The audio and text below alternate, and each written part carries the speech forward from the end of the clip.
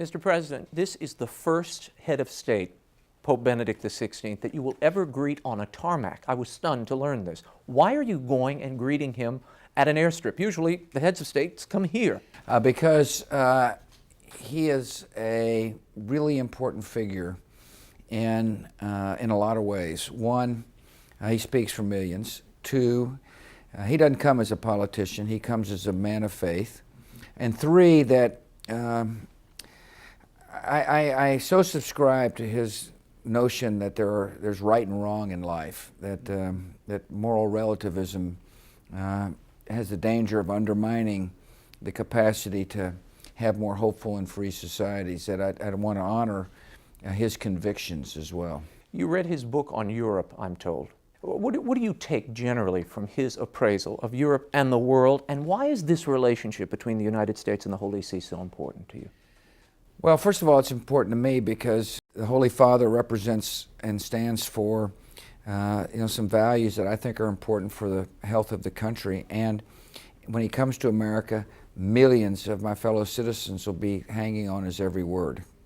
And that's why it's important. I really don't want to get into, spend time being critical of Europe. My main objective is to make sure our country is strong and solid and remains in the lead. One of the tenets of my foreign policy is that there is an Almighty, and a gift of that Almighty to every man, woman, and child is freedom. And His Holiness speaks with that kind of clarity.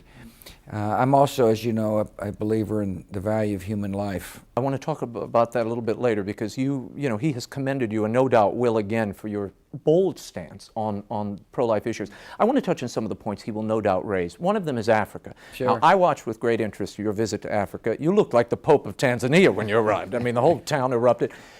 People, I don't think, have given you just desserts or credit for what you've done there. You've quadrupled the aid to Africa.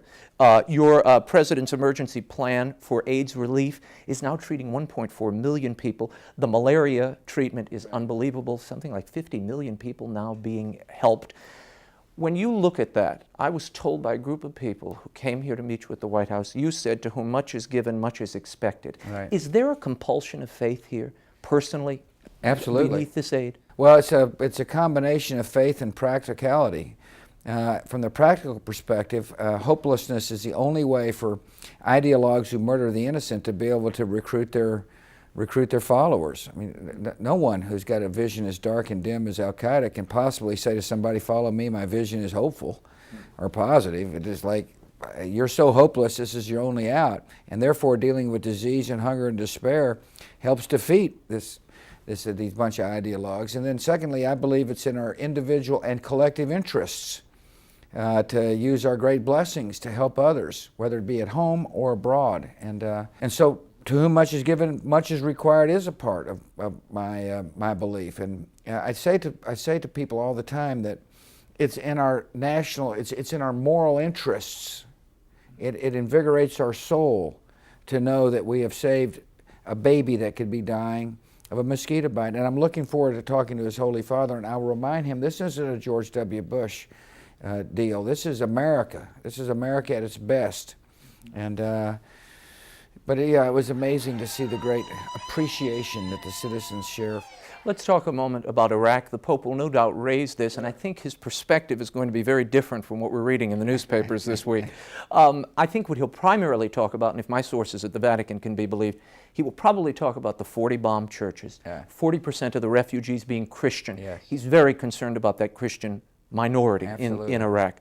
When he spoke to you in 2007, he raised this. What is the administration prepared to do for this fleggling remnant of Christianity, an ancient community? Well, absolutely. Something we have been doing all along is urging the government to understand that minority rights are a vital part of any democratic society. And by the way, my concern isn't just for minority rights in Iraq, it's for minority rights throughout the Middle East. I have dealt with the Holy Father with not only the issue of Iraq, but also the issue of Catholics and Christians in the Holy Land.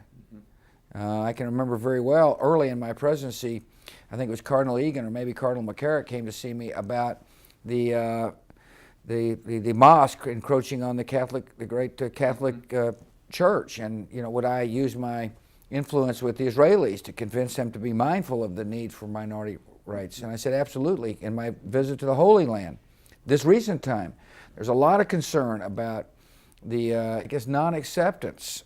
I met sisters that were in the Galilean area that were just serving mankind so beautifully, and yet their leadership was concerned about minority rights. So my view is, like, Iraq's important, but I've used our influence all throughout the region, and I've used our influence all throughout the world to promote rights for all religious minorities, including China. We saw that Archbishop Raho, he was murdered in Iraq.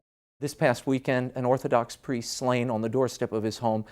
Do you believe that this is religiously motivated violence? Yeah, I do. I believe what they're trying to do is trying to send messages, they being these killers, trying to send messages that it's not worth your time, that you must abandon the efforts of helping this free society deliver. I don't think this is government sponsored.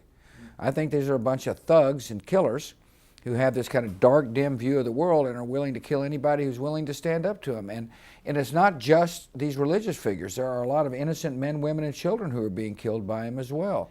This is their techniques, this is their tactics, and it's the same type of mentality that caused people to fly airplanes into our buildings to kill 3,000 of our citizens. What can we tangibly do? What can the administration tangibly plead with the Iraqi government to do to protect this fledgling minority? Well, one thing we can do is we keep our troops there long enough to have a civil society emerge and go after them, and go after these killers and bring them to justice so they quit killing people, including our own troops. This is a war. Would you commit our troops to protecting those communities where they're endangered? I commit our troops to helping the Iraqis provide safety for all innocent Iraqis. In other words, you got to understand that what you're witnessing is not just an assault on innocent Christians.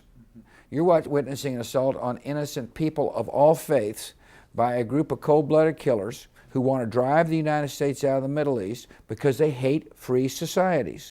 Even here on Capitol Hill, we're hearing talk of withdrawals. They want this drawdown. General Petraeus is at this very hour saying, we shouldn't be doing this. Yeah. We should have a pause.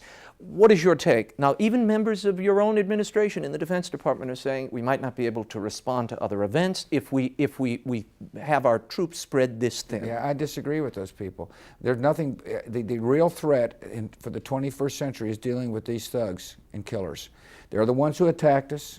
We got to defeat them overseas so we don't face them here. And our people are very well trained to take on these threats.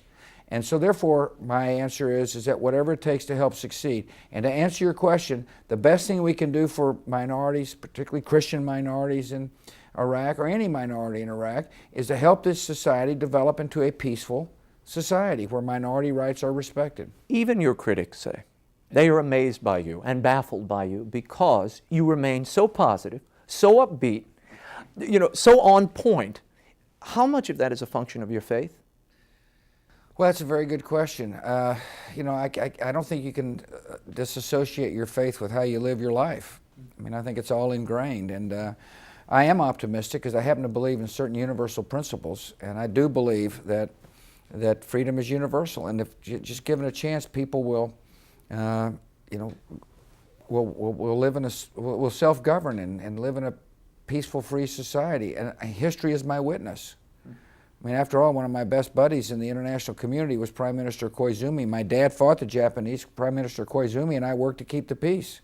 It's an amazing, it's one of the great ironies. And my faith is, my faith has been so sustaining in the midst of what is a pretty hectic life, full of flattery and criticism, and faith keeps a person grounded. Faith reminds people that there's something a lot more important than you and in life. I've been inspired by the prayers from ordinary citizens, and I have come to realize more clearly the story of the calm and the rough seas. Let's talk for a moment. You had Cardinal Zen, who is a freedom fighter in Hong Kong. You invited him to a private meeting here at the White House, which was totally unexpected. You are now planning on going to the Olympics there, to be at the opening ceremonies of the Olympics. You just said earlier, freedom is a gift from the Almighty. Considering the human rights record of that regime, how can you in good conscience go to that ceremony, Mr. President? Because I'm going to the Olympics for starters. And you know, my plans hadn't changed. And the reason why is because I can talk to them about religious freedom prior to the Olympics, during the Olympics, and after the Olympics, and which I have done. I don't need the Olympics to express my position to the Chinese leadership on freedom. I just don't need them, because that's all I have been doing as your president. In other words, you know, for people to say, well, you need to express yourself clearly about freedom of religion, my answer is, what do you think I've been doing? And well, Angela Merkel boycotted it. I don't think she boycotted it necessarily. Well, she's not attending the opening ceremonies, it appears. She's not attending the games, period. She's not going to, I don't think she's going to Beijing at all. That's at least that's what she told me. But, you know, look, I hear all this rhetoric. I want to be an effective president. And I don't think it, as I say, I'm going to Beijing. And this is, you know, we're talking about the Chinese people as well. And the question is, does the American president take decisions that'll enable the next president to be effective or not?